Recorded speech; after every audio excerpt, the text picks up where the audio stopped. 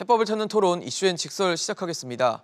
한국은행이 연속으로 기준금리를 인상하면서 빚내서 집을 산 이른바 영끌족들의 고민이 깊어지고 있습니다. 대출 규제에 이어서 이자 부담까지 늘어나면서 부동산 매수 심리도 위축되고 있는데요. 이런 상황 속에서 전월세 시장까지 불안해질 수 있다라는 우려까지 커지고 있습니다.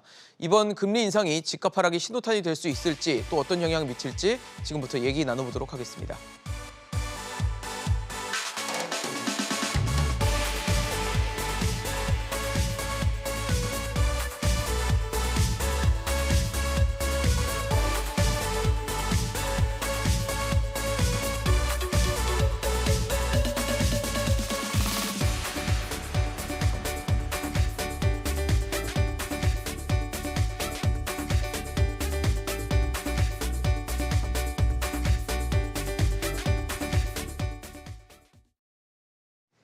네, 오늘 함께해 주실 세 분 소개하겠습니다.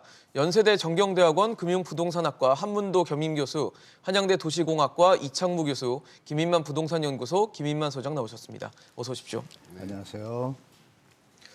네, 최근 기준금리를 지난해 8월 이후에 한국은행이 세 차례 인상을 하면서 이제 기준금리 자체도 1.25%까지 올라온 상황입니다. 그러면서 시장에서의 금리들, 그리고 특히 주택담보대출 금리는 5% 중반을 넘어서면서 이제 6%대를 눈앞에 두고 있는 상황인데요. 이러다 보니까 주담대 금리가 향후 한은의 기준금리 추가 인상에 따라서 더 오를 수도 있다, 오를 것이다 이런 전망까지 나오고 있습니다. 교수님 어떻게 봐야 됩니까? 지난해 혹은 그 전에 계속 유동성 때문에 풀렸던 어떤 이른바 영끌족들의 릴레이 행진들 이제는 끝난다 이렇게 봐야 되는 시기 아니겠습니까? 네, 저는 이미 끝났다고 생각되고요. 도리어 이제 리스크를 이제 관리하는 방향으로 지금 정부도 금융당국이나 이쪽에서 보면 벌써 그 H허그라 그러죠. 허그에서 이미 전세 보증금 예전에 하우스 푸어 있었잖아요. 역전세. 그거에 대비해서 TF팀을 지금 만들었다고 한 달 전에 보도가 나왔어요. 그러니까 이미 여러 가지 데이터나 연말에 하는 금융보고서를 보더라도 여러 가지 신호들이 조금 이 위드 코로나 때문에 물가 상승이 너무 좀 돈이 많이 풀다 보니까 네. 심각해가지고 요 얘기는 좀 드려야겠습니다. 미국이 지금 40년 만에 물가 상승 최대폭이고요. 프랑스가 30년 만에 최대폭입니다. 그러니까 영국도 비슷한데 그래서 영국도 금리를 올리고 전 세계가 다 같이 지금 금리를 올리거든요. 그래서 대한민국도 안 올릴 수 없는 상황이 되었고 일주일 전에 이주열 총재가 또 얘기를 하면서 물가 상승이 너무 심각하다 네. 이런 표현을 했습니다. 그래서 그 올린 지 얼마 안 되는데 제 생각에 상반기에 또 한 번 정도는 기본적으로 올릴 것 같고 하반기에 한 번 더 그러면 두 번 더 하면 0.5 더 올라가잖아요. 그러면 주택담보대출 금리가 6에서 7%대로 넘어가거든요. 그때는 좀 진짜 좀 제가 볼 때는 그 자산 관리 좀 조심하셔야 되겠다라고 좀 미리 좀 말씀드리겠습니다. 예. 리스크 관리에 대한 조언까지 좀 해주셨는데 그런 것 같아요. 영끌이 가능했던 이유는 집값이 굉장히 빠르게 오르고 있었고 그리고 저금리, 초저금리라고 표현해도 과언이 아닐 정도의 제로금리 수준의 금리가 유지가 됐기 때문에 영끌이라는 것도 탄생을 할 수 있었던 건데 이제는 집값도 하향 안정세로 가고 그다음에 금리도 굉장히 빠르게 오른다면 이런 상황에서 사실 영끌은 되게 어려운 거 아니겠습니까? 부담스럽죠. 그러니까요. 그래서 제가 영끌 얘기가 나와가지고 과거 기사를 찾아보니까 예. 영끌이란 용어가 기사화된 때가 한 2018년쯤 되더라고요. 처음으로 나왔던 게요. 네네, 그때가 이제 그때는 사실은 금리가 약간씩 오르는 시기였었죠. 아마 그렇죠. 고점 정도 됐었을 거예요. 그래서 지금 수준 정도였던 걸로 제가 파악을 하고 있어요. 그러니까 주택담보대출 금리가 최저 한 3.5% 정도, 최고는 그 이상도 되겠지만. 그 정도 수준에서 가격이 오른다라는 기대 속에서 이제 영끌이라는 단어가 사용이 되다가 그때 이제 9.13 대책으로 시장이 한 6개월 정도 침체되는 그런 시기가 있었죠. 네. 그러다가 다시 또 상승을 하다 보니까 다시 영끌이라는 단어를 언론에서 그렇게 강하게 쓰기 시작한 게 누구죠? 저 청와대 그 비서관의 그 흑석동 상가 관련돼서 굉장히 김의겸 대변인, 전 높은 대변인이죠. 레버리지를 네. 가지고 투자를 했을 때 영끌이라는 단어가 막 쓰이기 시작하더라고요. 네. 그래서 나름대로 이제 시장의 부침에 따라서 이제 벌어지는 현상들이고 기본적으로 말씀하셨듯이 가격이 오를 걸 기다기 때문에 발생하는 현상인 거고 또 특히 또 주택 같은 경우에는 이 전세라는 부분이 가격 대비해서 높은 수준을 유지한다 그러면 사실 뒷받침이 될 수 있는 상황인 거죠. 그래서 글쎄 모르겠습니다. 지금 상황이 뭐 정부에서 정말 생각하는 것처럼 그런 장기적인 침체 시작 포인트인지에 대해서 뭐 네. 여러 가지 좀 논란이 있지만 네네.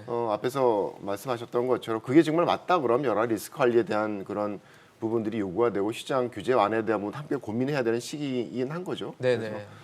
뭐 영끌이 과연 그만될 거냐 아까 초기에 말씀드렸던 것처럼 이 가격이 오른다 그러면 뭐 지금 금리 수준이라는 게 증말 안 되는 건 사실은 아니니까 네. 어쨌든 좀 이것저것 그 고민스럽게 그렇죠. 좀 상황을 지켜봐야 될 시점인 것 같아요. 뭐 분명한 건 지난 2년간의 시기와는 분명히 다르다는 점이고 저희가 지금 화면에 보여드리고 있는 가격 변동률만 봐도 앞서 이창무 교수님께서 2018년도를 말씀 주셨는데 그 부분에 보면은 특히 서울 같은 경우는 집값 가격 변동률이 굉장히 빠르게 올랐다, 변화했다라는 점을 알 수 있었다는 점을 봤을 때 뭐 그러니까 영혼까지 끌어온다는 표현의 어떤 대출이나 자금 동원을 할 수밖에 없지 않았을까라는 생각도 좀 드는 상황이거든요.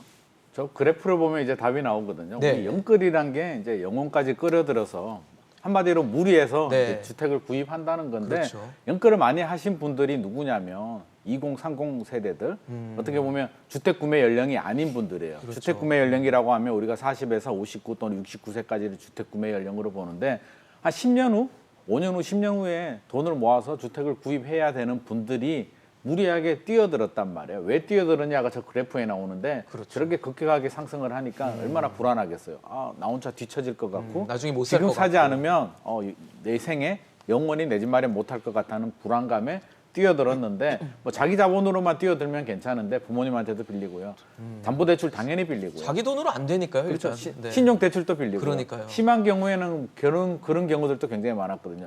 예비 신혼부부가 혼인신고 안 하고 뭐 예를 들어서 남편 이름으로 집을 사고 부인은 세입자로 들어오면서 전세자금 대출까지 받아서 진짜 영혼까지 끌어서 집을 사신 분들이 많은데 뭐 이게 주택시장 뭐 어떻게 흘러가느냐 금리가 올라가게 되면 물론 추가로 구입하는 분들은 약간 주춤할 수는 있겠죠. 네. 왜 지금 현재 대선을 앞두고 주택시장 분위기가 주춤하니까 굳이 지금 들어가야 되냐에 대한 두려움을 가지고 있으니까 좀 기다려는 보겠고요. 우리 노무현 정부 때 생각해 보면 금리가 훨씬 높았잖아요. 그래도 오른다라는 확신이 있으면 들어갑니다. 금리 때문에 연끌 못 하겠습니까? 지금이라도 급등한다 그러면 너도 나도 더 들어갈 텐데 지금 분위기가 그렇지가 않고요. 문제가 되는 건 이제 연끌 하신 분들. 그렇죠. 한 2% 중반대 정도에 많이 들어가셨는데 그것도 지금 변동금리로 대출 들어가신 금리가 분들이죠, 그렇죠. 뭐 특히. 3%대도 요즘 쉽지 않잖아요. 이제 4%대, 5%대까지 진입하고 있기 때문에 리스크 관리가 특별히 더 주의를 해야 될 상황이고요. 또 하나 더 주의해야 될 점은 약간 이런 상황이 더 지속이 된다면 저는 아까 제가 2030 세대들이 주택 구매 연령이 아니라고 했잖아요. 10년 후에 사셔야 될 분들이 미리 당겨서 쥐어짜서 샀기 때문에 네. 장기적으로 본다면 그렇게 미래 수요가 미리 당겨진 부분에 대한 부담감은 분명히 존재할 거예요. 그래서 주택시장 입장에서 보면 이렇게 연끌을 했다는 점은 그렇게 긍정적인 효과라고 볼 수는 없을 네. 것 같고요. 장기적으로도 분명히 부담은 될 것 같습니다. 뭐 긍정적인 부분이 아니다라는 말씀을 주셨지만 오죽했으면 그랬을까에 대한 생각도 좀 정부에서는 해볼 만한 부분이 아닌가라는 생각이 들면서 최근에 특히 정부 쪽에서는 이 금리 인상으로 주택시장의 하향 안정세가 확고해질 것이다라는 전망까지도 내놨는데 아무래도 불안해하는 건 그런 것 같아요. 앞서 한문우 교수님 말씀 주셨던 것처럼 리스크 관리를 해야 되는 시기다. 금리가 오르기 때문에 부담이 커진다라고 보는 상황에서 이제 무리해서 집을 샀는데 집값이 좀 떨어지거나 이러면 이제 당연히 부담으로 다가올 수밖에 없잖아요. 그렇죠, 예. 그렇기 때문에 리스크 관리를 좀 강조하시지 않았나라는 생각이 듭니다. 네, 맞습니다. 지금 금리 오른 거를 추산해 보니까요. 4억 정도 대출을 받으신 분이 20년 모기지로 계산해 보면은 현재는 한 달에 원리금 상환, 이자하고 원금 포함해서 한 220만 원대 부담을 가지고 있어요. 4억 하루에 대출 220만 원 받았을 내야 때, 돼요? 네, 원금도 갖고 네, 이자도 같이 낼 때. 갚으면. 근데 지금 예측되는 금리도 계산하면 이게 70만 원 가까이 됩니다. 50만 원이 올라요. 네, 네. 근데 50만 원이 지금 그 소득이 이분이 얼마인지 모르지만 사람마다 그렇죠. 다 다르겠지만 다르겠죠. 500, 600이면 연봉 7천 수준인데요. 그렇지 않습니까? 그분들이 500에서 600을 벌었는데 260을 내면 300 이게 생활폭이 갑자기 많이 주는 거예요. 270으로 되면 200에서 20일 때하고 또 차이가 많지 않습니까? 매달 그래서 이런 50만 원은 부분들이 작은 돈 아니죠. 그나마 그 부분은 이제 뭐 7천일 대라고 가정하지만 5천인데 만약에 소장님 말씀대로 영끌하신 분들은 지금 뭐 한 최저 생계비 수준이 뭐 한 200 수준으로 버티고 있다는 얘기인데 여기서 갑자기 50만 원 돈이 추가가 된다라면 이 충격이 크죠. 부담이 그래서 크죠. 그분들에 대한 어떤 대책이 금융 안정이나 이쪽에서 나온 건 아직 없어요. 없어서 그런 부분 저거는 있더라고요. 자영업자 대출에 대해서 분명히 부담이 될 거니까 대출 유예를 한 번 더 할 것을 금융기관한테 이제 멘트를 넣어놨더라고요.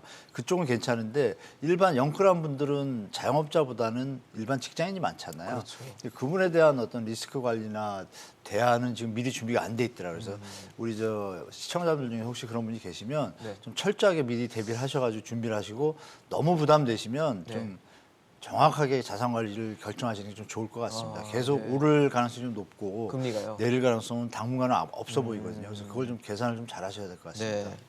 뭐 아무래도 많은 분들이 뭐 금리가 인상될 것이다라는 데는 뭐 이견이 없을 정도로 이제 금리 인상기로 접어들었다고 볼 수 있는데 제일 중요한 건 집값일 거예요. 정말 정부가 말하는 것처럼 집값이 하향세로 돌아서는 지금 길목에 있는 건지 아니면 잠시 뭐 기간은 알 수 없지만 주춤했다가 또다시 뭐 상승하는 국면으로 갈지 이 부분에 대한 전망을 많은 분들이 궁금해하실 것 같거든요.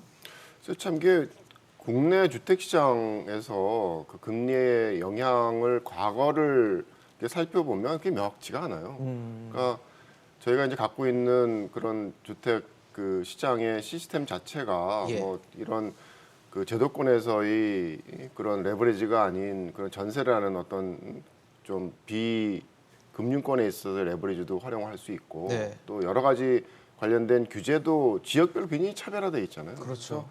이 뭐 정권별로 가격의 움직임을 보게 되면 어떤 거시적인 경제 요인에 따라서 다 같이 움직이는 게 아니라 뭐 수도권이 오를 때 지방이 떨어지기도 하고 엇박자를 보이는 것도 예. 있고 막 그렇군요. 반대로 이렇게 나타나는 현상들도 있거든요. 그래서 특히나 이제 뭐 노무현 정부 같은 시기에는 금리가 인상되는 시기였지만 오히려 뭐 수도권은 가격이 올랐고 반면에 지방은 잠잠했죠. 근데 이명박 정부 시기에는 금리 하락기였음에도 불구하고 수도권은 가격이 떨어지고 지방은 오히려 급등해서 그 이전에 뭐 가격 상승에 대한 부분을 이명박 정부 시기에 수도권을 훨씬 더 상회하는 수준으로 뭐 가격이 올랐던 상황도 있고 뭐 이 금리가 주는 효과라는 게 국내에서는 굉장히 제도적인 규제와 엮여서 만들어낸 네. 시장의 그런 상황 속에서 이렇게 한 방향으로 명확하게 얘기할 수는 없는 것 같아요. 다만 이제 최근에 그 2019년 말 이후 그러니까 코로나 사태 이후에 나타났던 현상들을 보게 되면 예. 뭐 대부분의 국내도 그렇고 해외도 그렇고 초저금리로 갔죠. 그래서 이제 거기에서 나타나는 그 가격 상승에 대한 추세가 그 시기에는 분명히 있는 것 같아요. 국내에도 뭐 동반해서 수도권도 그렇고 서울도 그렇고 뭐 지방도로 다 급등하는 그런 상황이었으니까. 네. 근데 이제 문제는 이게 과거로 뭐 금리를 회귀한다 그래서 가격이 꼭 안정될 거냐에 대한 건 조금 다른 요소가 있어요. 제가 보기에는. 그러니까 이게 금리 요인 말고 코로나라는 사태가 주는 사람들의 주거 소비에 대한 양상을 바뀐 것들이 있거든요. 변화를 시켰죠. 훨씬 예. 더 이제 뭐 재택근무라든가 이런 것들이 발생을 하기 때문에 그래서 사실은 금리를 걷어내도 주택 시장에 나타나는 어떤 가격의 조정 효과라는 게 의외로 생각보다 크지 않을 수도 있다라고 봐요. 그래서 뭐 예를 들어서 뭐 해외인 그 미국에 있는 또 도시들에 있어서 이제 주택 가격 그 변화를 보게 되면 특징적으로 나타나는 게 교외 지역의 대규모 주택들의 가격들이 더 올라요 도심보다. 아 그래요. 이 코로나 시기에. 그래서 이 사람들의 주거 소비에 대한 패턴이 달라졌다라는 거죠. 그래서 저는 그렇게 단순하게 뭐 금리를 올리니까 가격이 떨어질 거야라고 그렇게 이 심플한 그런 로직으로 답을 이루어지는 건 얘기하기는 아니라는 쉽지 거죠. 않을 것 같습니다. 그러게요. 말씀을 주신 것처럼 뭐 금리가 오르면 집값이 떨어진다. 뭐 일정 부분 맞는 얘기일 수도 있지만 완벽하게 맞는 수식은 또 아닐 거예요. 그렇기 때문에 많은 분들이 이 부분에 대한 전망을 궁금해하실 텐데 소장님은 어떻게 보세요? 집값이 좀 떨어지는 국면에 있습니까 지금? 뭐 이론적으로 본다면요, 금리하고 이제 집값, 부동산하고는 이제 반비례 관계는 맞는데 네네. 우리 교수님 말씀하신 것처럼 그게 금리 하나만의 문제냐라고 하면 금리가 오르면 무조건 집값이 떨어지고 금리가 내리면 무조건 오르냐 그러면 그렇게는 볼 수 없고요. 굉장히 복합적인 원인이잖아요. 그래서 그러니까요. 이게 굉장히 좀 예측하기도 지금 어려운 상황인데 지금 의견이 분분히 갈려고 있어요. 이게 이제 정부에서 말하는 것처럼 이제 침체다, 이제 더 이상 상승은 없다라는 입장에서 보자면 사실 과도한 상승에 대한 부담감은 존재하거든요. 서울 네. 집값이 지금 거의 한 8년 정도 연속으로 상승했기 때문에 피로감, 우리 PIR 같은 거 보면 소득 대비 이제 더 이상 사기 힘든 수준까지 오른 거는 분명한 사실이고요. 거기에 대출 총량 규제가 들어갑니다. 그래서 구매 능력도 약화가 됐고요. 플러스 알파로 기준금리가 올라가면서 대출이자 부담이 됐기 때문에 그게 상당한 영향을 주게 되면서 주택시장 안정에 좀 도움이 되지 않을까. 저도 그 부분에 대해서는 충분히 공감하는 입장이고요. 그러면 이제 하락이냐, 지금부터 하락세로 가느냐 그러면 또 다른 반론도 있습니다. 입주 물량이 일단 서울 같은 경우는 입주 물량이 부족하고요. 올해만 부족하냐 그러면 제가 볼 때는 한 2024년까지는 지속적으로 부족할 것 같고 그 후로도 공급 계획이 어떻게 나오느냐에 따라서 얼마나 이행이 되느냐에 따라서 달라지는 부분이 있고요. 전세 가격도 여전히 버팀목 역할을 해주고 있고 우리 변수가 대선이잖아요. 3월 달 대선이 되면 네. 어느 분이 대통령이 될지는 모르겠지만 지금 나오는 얘기 보면은 뭐 종부세도 약간 풀어줄 것처럼 뭐 양도세도 약간 풀어줄 것처럼 네, 얘기가 예고가 돼 나오고 있는 있어서 것들이 있죠. 기대감이 존재하고요. 네. 대선 지나고 후보에 따라서 일시적 반등도 저는 있을 거라고 봅니다. 왜? 지금 너무 거래가 없어요. 사야 되는 분들도 안 사고 있기 때문에 분명히 대기하던 수요들이 들어갑니다. 들어가면 일시적인 반등이 있는데 저는 대세 상승이 되기에는 좀 어렵지 않나라는 생각은 들어요. 그래서 우리 2018년, 19년, 20년처럼 그렇게 올라가기는 다시 기회가 와도 조금 어려울 것 같고요. 일시적인 반등은 있을 수도 있어서 단기간에 뭐 급락해서 집값이 뭐 5억씩 10억씩 뚝 떨어지길 바란다면 그거는 좀 실망할 수도 있지 않을까 싶어요. 지금 저희가 뭐 가격대별 비중도 보여드리고 있는데 뭐 흐름이 그렇습니다. 그러니까 9억 원을 초과하는 아파트들은 굉장히 서울에서 많이 늘어났다라는 걸 보여드리고 있고 또 3억 원에서 6억 원 사이의 아파트들은 많이 이제 거래가 좀 줄었다라는 얘기인데 그러다 보니까 사실 뭐 평범한 직장인이 이제 대출받지 않고 내 돈으로 그냥 내 집을 마련한다는 건 이제 뭐 꿈 같은 얘기가 됐다라는 얘기가 나오다 보니까 지나치게 강력한 대출 규제를 실수요자 중심으로는 좀 어느 정도 좀 풀어야지 이런 부분에서 원활한 어떤 거래나 이런 것들이 좀 현실적으로 이루어지지 않겠냐라는 지적들도 있는데 어떠세요, 교수님? 대출 규제가 지나치게 강하다 이런 얘기도 있거든요. 좀 강한 건 사실이죠. 사실인데 일반 실수자 입장에서는 사실 자기 자본이 좀 없으면 네네. 좀뭐 미국이나 선진국에서 이제 LTV를 좀 폭이 좀 넓은 데 비해서 현재 대한민국은 좀 작습니다. 좀 줄여놨는데 그 이유는 가계부채 상태가 좀 심각하기 때문입니다. 네네. 정부의 입장을 좀 이해해 주셔야 되는데 가계부채 수준이 지금 뭐 전 세계에서 거의 1위 수준이기 때문에요. 굉장히 빠르게 늘었죠, 내용으로 사실. 볼 때도 예. 그래서 이 정부에서는 사실 물가 안정을 기본으로 두고 있지만 부동산 시장이 이제 상승을 계속하면 네. 거기에 대한 유동성이 더 확대가 돼가지고 그것이 이제 또 버블에 어떤 뭐 영향을 미치기 때문에 동시에 두 마리 토끼를 잡는다는 생각을 처음에 했었는데 지금은 보니까 그게 아닌 상황이죠. 아까 말씀하신 것처럼 물가가 너무 심각하니까 네. 하는 보고서의 요점이 그겁니다. 인플레이션이 너무 심각해서 금리 인상은 불가피하다. 이거에 대비해서 금융 취약성 지수가 노출될 가능성이 높으니 조심하고 준비해야 된다라고 다 이게 180페이지인데 요점은 그거예요. 그러면서 이제 DSR을 빨리 시행하라고 던졌고 하나 말씀드리고 싶은 게 그 보도에는 많이 안 나왔는데요. 네. 이 금융 취약성 지수라고 있습니다. FVI라고. 네. 그 지수가 이제 그 상황에 맞춰 0에서 100이라는 수치인데요. 네. 그 수치가 0이면 너무 안 좋은 거고 100이면 정말 안 좋은 거죠. 근데 이제 주식 시장 채권 금융 지수니까 부문을 세 개로 나눕니다. 주식 시장의 금융 취약성 지수, 채권 시장의 금융 취약성 지수, 그리고 부동산 시장 이렇게 세 분야로 나눈 걸 또 합한 것도 나오는데 합한 거는 한 70 정도에서 좀 양호한데 이 주식은 한 50 정도 나오고요. 지금 저 채권은 한 60 정도 나옵니다. 주식이 60이 나오고 채권이 50이 나오는데 네. 부동산 부문 취약성 지수가 지금 100입니다. 100. 굉장히 안 좋죠. 제가 좀 아까 말씀드렸지만 100이 끝이에요. 수치가 더 없어요. 그러니까 이제 말은 안 했지만 금융안정보고서에서 부동산이 꼭지에 왔다라고 이미 얘기를 한 거예요. 근데 이것을 보도에 많이 안 나왔거든요. 여러 가지 논리들과 뭐 이론과 주장들이 있지만 네. 저는 이제 데이터상으로 볼 때 그러면 이거는 한은에서 대충 한 것이 아니고 거기에 맞춰서 금융대출 금리 인상하는 거 보면 그 전에 한번 올릴 때는 막 뭐 시끄럽고 막 시간이 걸렸는데 지금 막 순식간에 툭툭 올리잖아요. 그러니까 뭐 눈치를 안 본다는 얘기죠. 왜? 심각하니까. 그래서 제가 볼 때는 이 시장 상황이 금리 인상을 막을 수 있거나 또 대출 규제를 풀어준다거나 이런 건 좀 기대하기 힘든 지금 부채 구조 상황이에요. 그래서 한 개 기업 차주가 0.1% 뭐 오를 때 금리가 1% 오를 때 10%씩 늘어나고 이러니까 그리고 기업이 지금 중소기업이 우리 고용인구의 95%잖아요. 중소기업의 50%가 지금 이자 부상 배우자 그러죠. 이자를 못 내고 있어요. 수익으로. 그런 리스크들이 산재하기 때문에 지금 다시 대출 규제를 완화한다는 건 좀 아시겠지만 대출을 개인 주택담보대출도 받지만 주택을 기준으로 해서 사업자 대출을 받아요. 네네. 사업체가 어려우니까 지금 말씀드린 대로 이자를 다 못 갚으니까 대출을 또 받아야 되잖아요. 근데 주택을 담보로 주택담보대출이 아니라 사업자 대출을 받습니다. 그러니까 이게 이제 겹겹으로 이게 문제가 되니까 규제를 풀기 정부에서는 어려울 것이다. 대출 규제를 쉽게 완화하기는 쉽지 않다. 이걸 시장에서 미리 시청자들이 예측하시는 게 좋을 것 같습니다. 네, 그렇죠. 규제 강화에 대해서는 뭐 기조를 갖고 있기 때문에 그럴 수 있는데 그럼에도 사실 현실적으로 내 돈을 갖고 집을 사기는 너무 어려운 상황이고 여전히 뭐 하향 안정세를 간다고 쳐도 이미 많이 올라온 가격을 갖고 있기 때문에 대출 없이 살 수 있을까? 그러면 실수요자들을 위한 어떤 숨통을 좀 트여줘야 되는 건 아닌가에 대한 얘기가 있는 것 같거든요. 그렇죠. 뭐 이런 그 대출 규제가 강한 시장에서는 현금을 갖고 있는 사람이 제일 유리한 그런 상황이 되니까 네.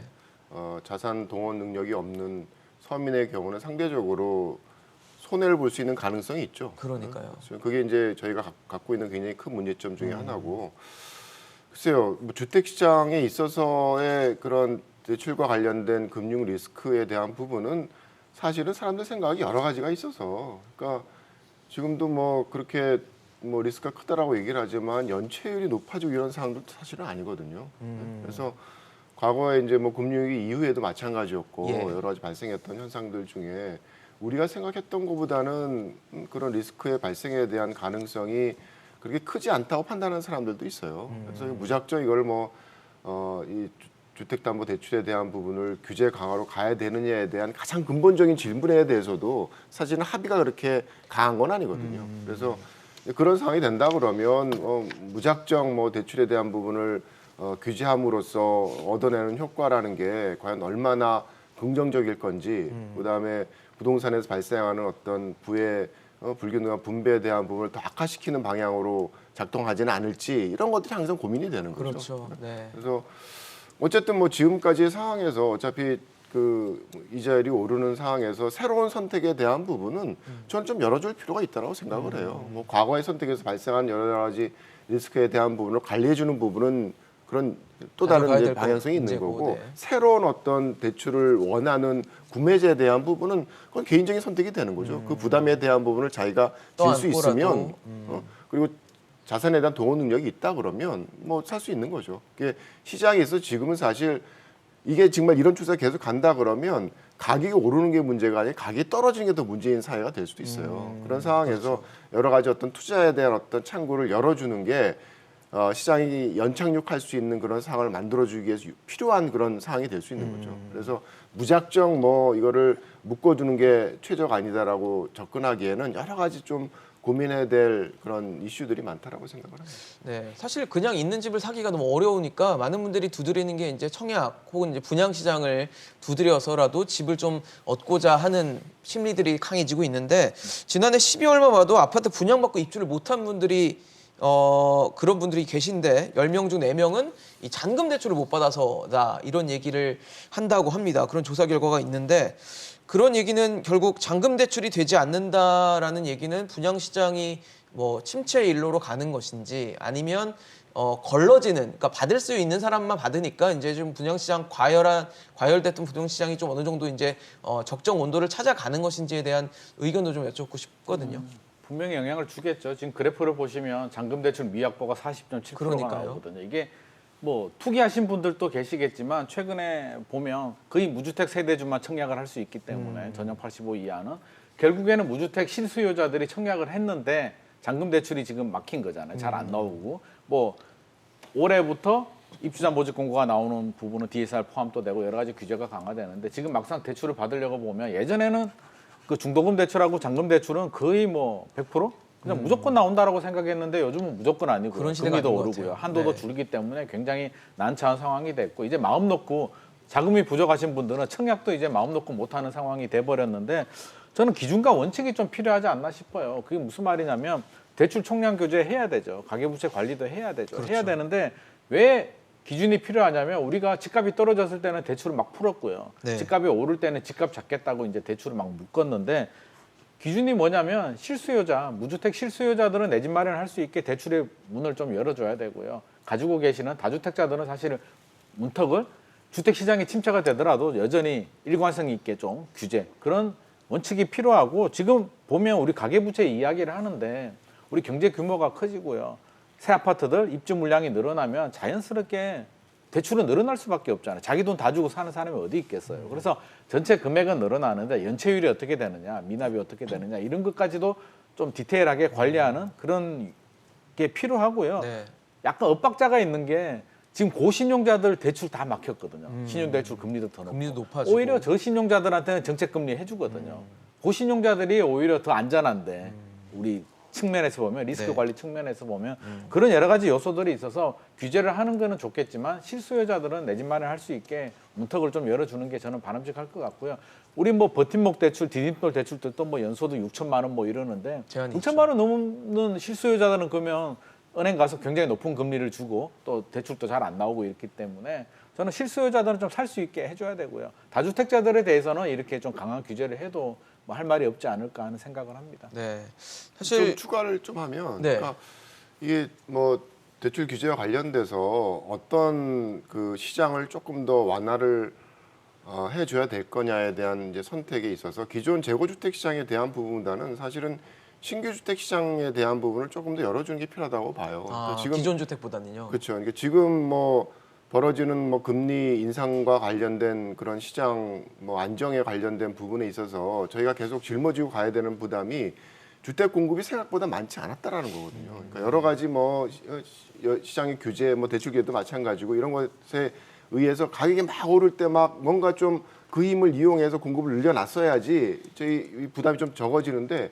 그게 안 되니까 뭐 가격이 이게 정말 떨어질 거에 대해서도 논란이 많은 그런 상황이라서 그러니까 이 사실은 새로 지어지는 주택에 대한 부분은 상대적으로 좀 원활하게 좀 돌아가게 만들어주는 게 사실 필요하죠. 그리고 이 시장에 있어서의 어떤 거래에 대한 부분도 신규 아파트에 입주를 하는 게 주거 이동과 주택 거래에 있어서의 시작점이거든요. 네네. 거기서부터 이제 풀리기 시작해야지 계속 연쇄적으로 뭐 시장의 어떤 주거 이동에 대한 부분들이 정상적으로 돌아갈 수 있는 시스템이 될 수가 있어서 사실 대출과 관련된 부분을 좀 더 완화가 필요한 시점이 된다 그러면 저는 그거는 분양시장 쪽이라고 봐요. 분양시장 쪽에. 그게 이제 여러 가지 발생시킬 수 있는 문제점도 좀 줄여줄 수 있고 우리가 장기적으로 언제 터질지 모르는 폭탄을 계속 안고 이 주택 가격 하락에 대한 기대를 가야 되느냐에 대한 부분에 있어서도 좀 짐을 덜어줄 수 있는 게 뭐 짓는 건 계속 지어질 수 있게 만들어줘야 될 거 아니에요.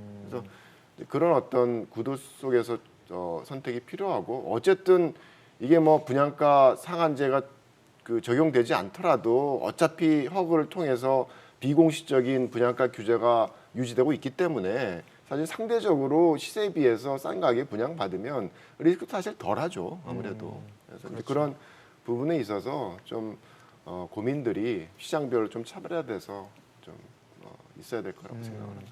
그 아무래도 올해는 지난해보다 더 총량 관리, 그러니까 전년 대비해서 대출 총량이 늘어나는 것도 더 타이트하게 관리가 되고 네. 올해 같은 경우는 차주별로 이제 DSR을 적용을 네. 하는데 이제 DSR이라는 게 본인의 상환 능력, 연소득 대비해서 대출 원리금을 전체 다 계산했을 때 일정 비율 아래로 좀 관리를 하겠다라는 의지인데 여기에 이제 잔금 대출도 들어가고 이러다 보니까 예, 예, 많은 분들이 이제 여기서 좀 자금 조달에 어려움을 겪고 있다라는 거거든요. 예, 그 실제 상황인데요. 근데 중요한 건 그걸 못 해가지고 경매 나왔다는 소리 아직 없지 않습니까? 제가 좀 상황을 좀 정확하게 제 기준에서 좀 말씀드릴게요. 어려운 건 분명합니다. 네. 근데 어떻게든 맞추겠죠. 근데 내용을 보니까 제가 좀 다른 측면에서 좀 해석을 드리고 싶은데요. 네. 일단 35%가 잔금이 이제 기존 주택이 안 팔려서 잔금을 못 치신 거예요.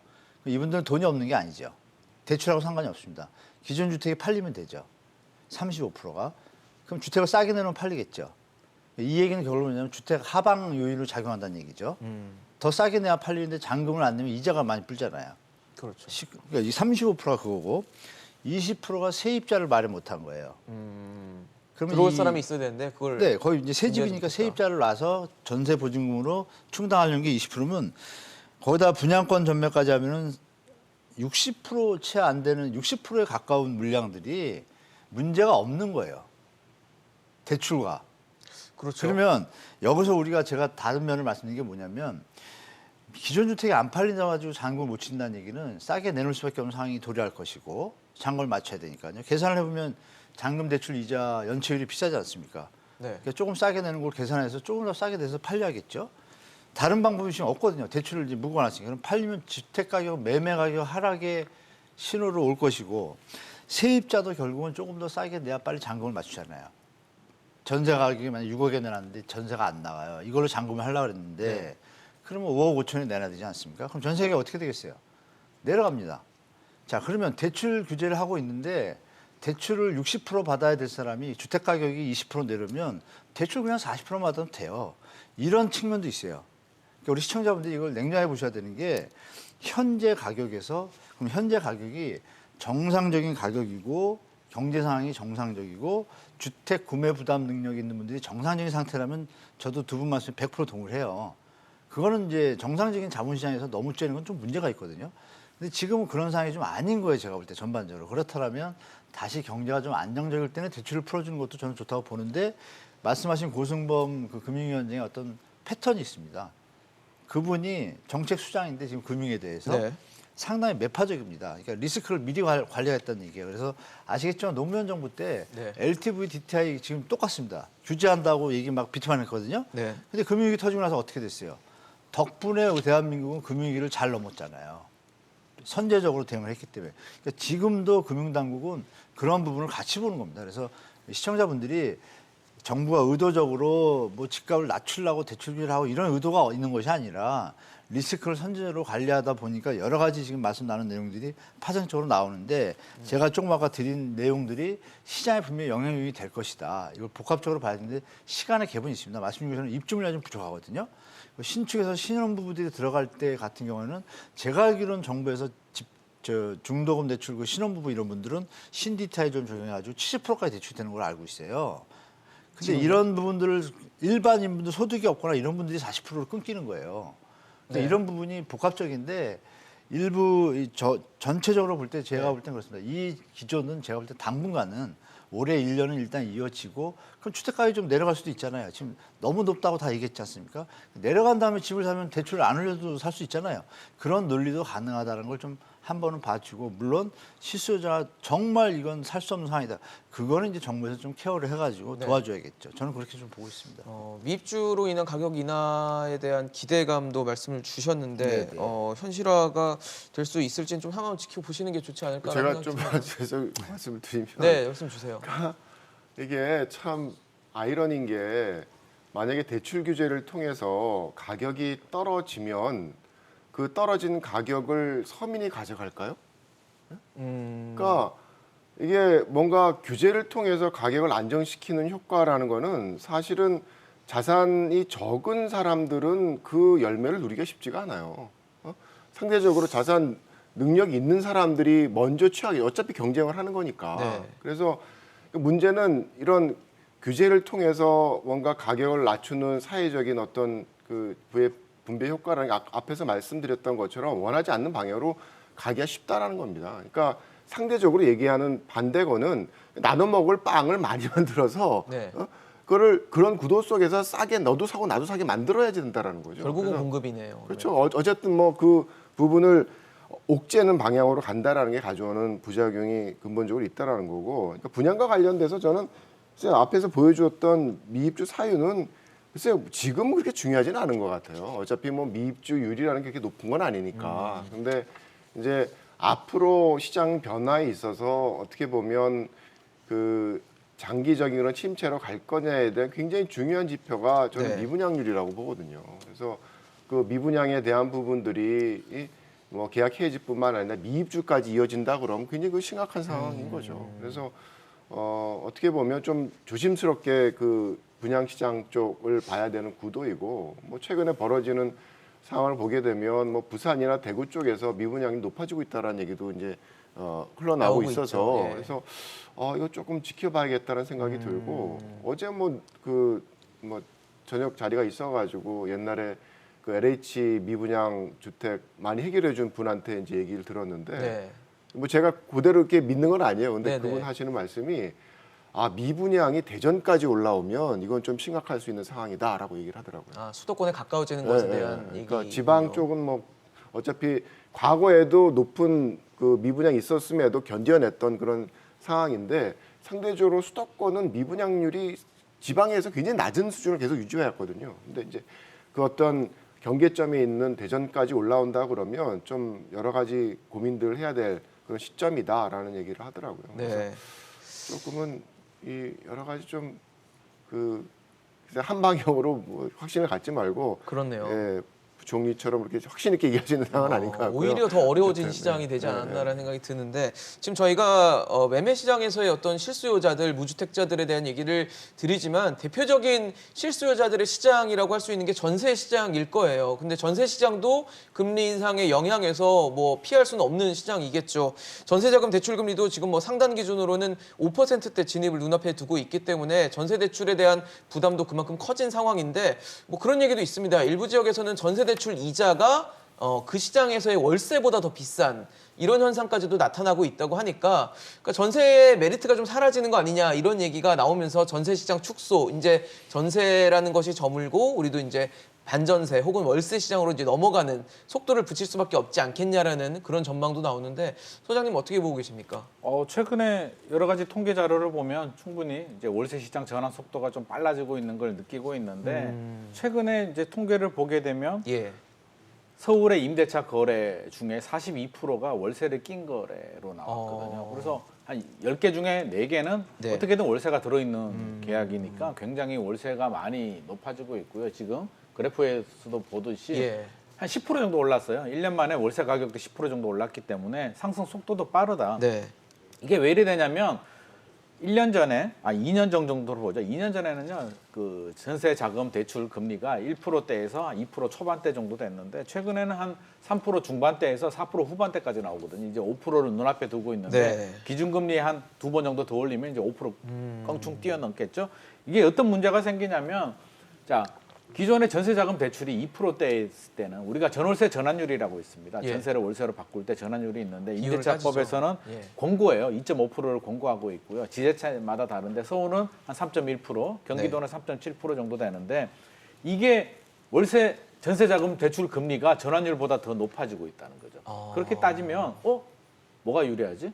그렇죠. 전세 우리가 대출이 저금리니까 유리한 거지. 전세는 나중에 돌려받을 때도 여러 가지 집주인들하고 또 그렇죠. 전세 집이 빠져야 되고 빨리 안 돌려주게 되면 소가리도 하고 내 재산 보호도 해야 되고 여러 가지가 있는데 예. 월세는 사실 속 편하거든요. 그냥 매달 매달 내는 내고 거니까요. 네. 그냥 끝나면 안 내도 되는 거니까. 그런데 전세가 유리하기 때문에 전세 제도가 유지가 됐는데 최근에는 역전이 되면서 세입자들이 달라졌어요. 세입자들이 그냥 월세가 낫다는 거죠. 기존에는 집주인들은 월세를 원합니다. 집주인들은 뭐 종부세 부담이 늘어나니까 이제 세입자 전가도 시켜야 되고요. 최근에 전세금 받아서 마땅히 할 게 없잖아요. 예금 금리는 여전히 낮거든요. 네. 전세금 받아서 예금 넣기도 그렇고, 뭐 다주택자 규제가 심한데 뭐 갭 투자하기도 그렇고, 차라리 월세 받는 게 유리한데 기존에는 세입자들이 좀 꺼려했는데 지금은 세입자들이 오히려 원하고 있다는 거죠. 보시다시피 네. 그래프 보시면 이게 부담이 훨씬 더 늘어나고 있거든요. 그렇네요. 그러다 보니까 2021년에는 50만 그렇죠. 원이었던 전세 대출 월 이자가 네. 이제는 83만 원까지 늘어났다는 얘기는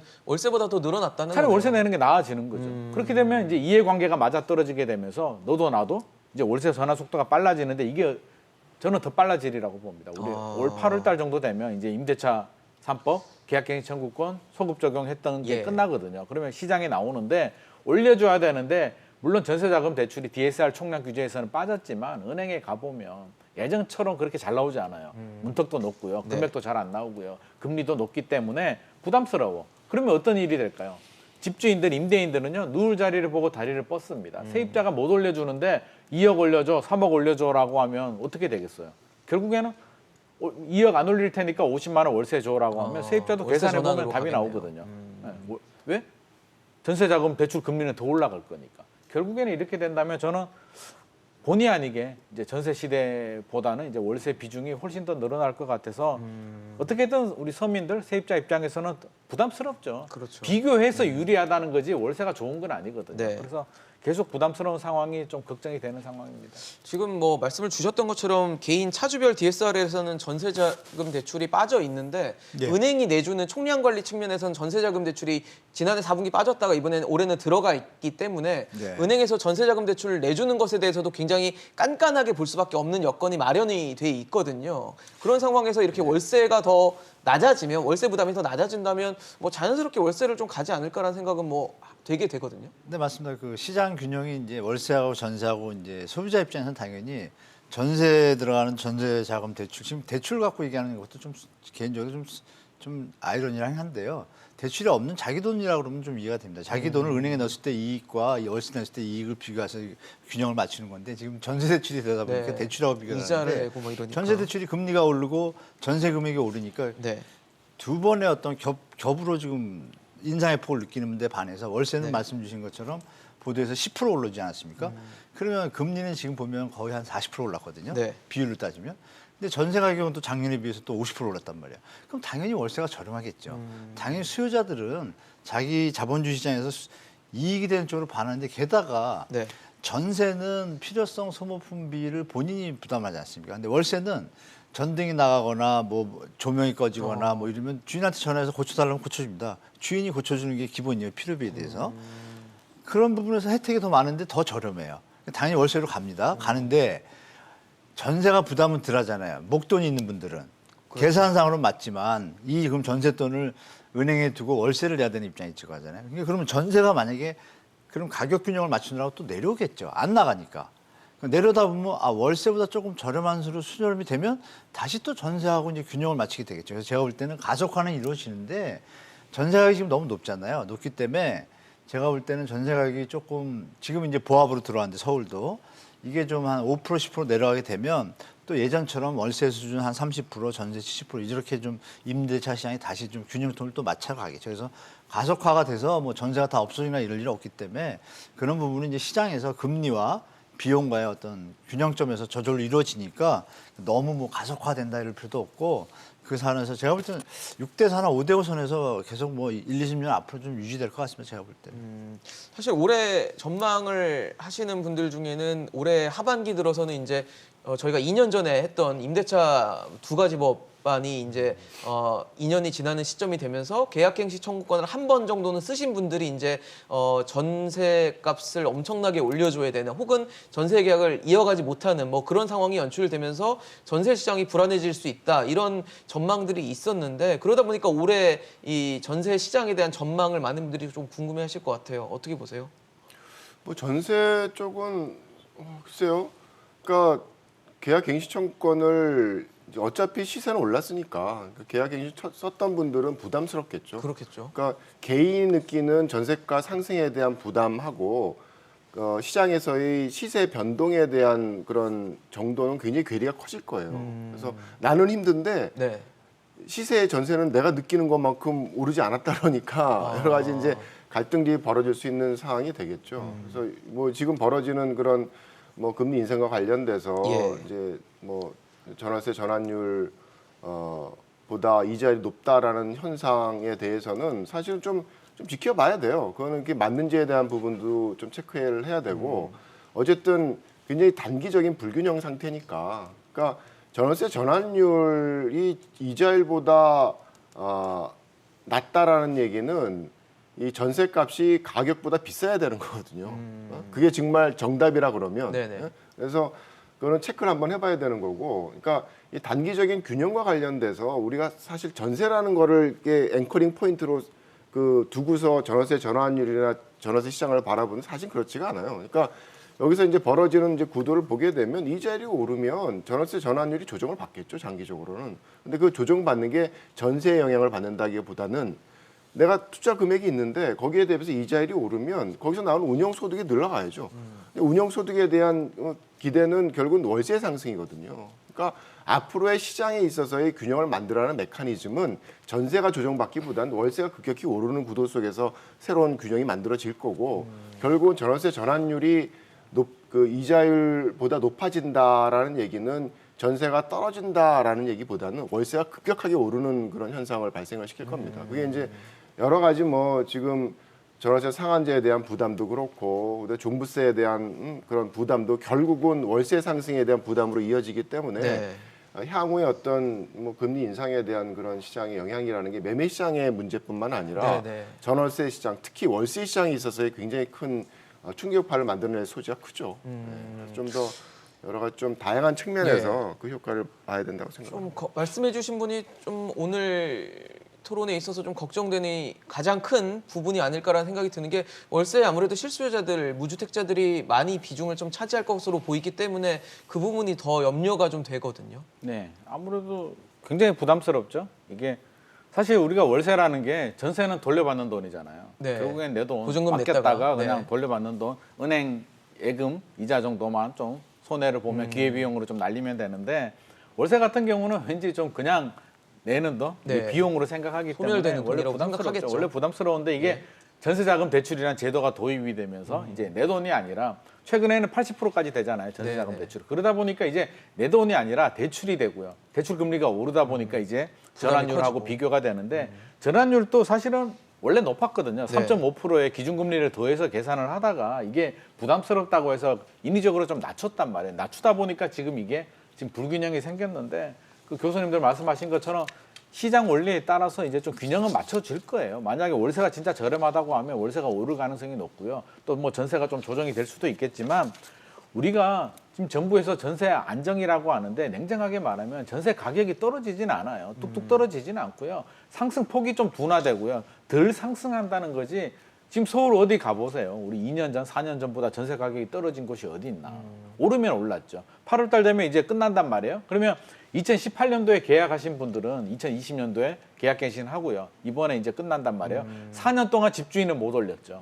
4년분의 상승분을 반영해야 되는데 이번에 반영 못하면 또 4년 동안 못 올리죠. 총 8년분의 상승을 반영해야 되기 때문에 전세 가격은 가파를 수밖에 없어요. 제가 집주인이라도 이번에 조금밖에 안 올리겠냐고 또 4년 동안 못 올리는데 어차피 한번 막힐 수 있으니까. 그렇죠. 세입자 입장에서는 근데 대출을 받으러 가면 금리도 높죠. 자기 자본으로 2억, 3억을 올려주면 좋은데 솔직히 요즘 경제도 어렵죠. 자영업자들도 그렇죠. 어렵고 다 어려운데 쉽지가 않아요. 내 자기 자본으로 은행에 뭐 한 5억씩 있는 사람들이 빼서 이렇게 올려주는 분 거의 없잖아요. 네. 대출을 받아야 되는데 대출이 여의치 않으니까 결국에는 월세를 할 수밖에 없는 구조. 알겠습니다. 그런 구조의 상황이기 때문에 네. 여러 가지로 올해는 우리 세입자들이 더 힘든 한 해가 될 것 같습니다. 네. 오늘 시장 점검해봤는데 앞으로 금리는 오를 것으로 보이고 대출 규제는 당분간은 좀 강도 높게 지속될 것으로 보입니다. 이에 따라서 무주택자 또 실수요자들의 부담도 함께 커질 것으로 보이는데요. 앞서 말씀을 전문가분들께서 주신 것처럼 리스크 관리에 대한 생각을 좀 하시면서 이 부분에 대한 고민도 좀 함께 해보시는 게 좋지 않을까라는 생각이 들었습니다. 오늘 한문도 교수, 이창무 교수, 김인만 소장과 함께했습니다. 이슈앤직설 오늘 준비한 소식은 여기까지입니다. 지금까지 시청해주신 여러분 고맙습니다.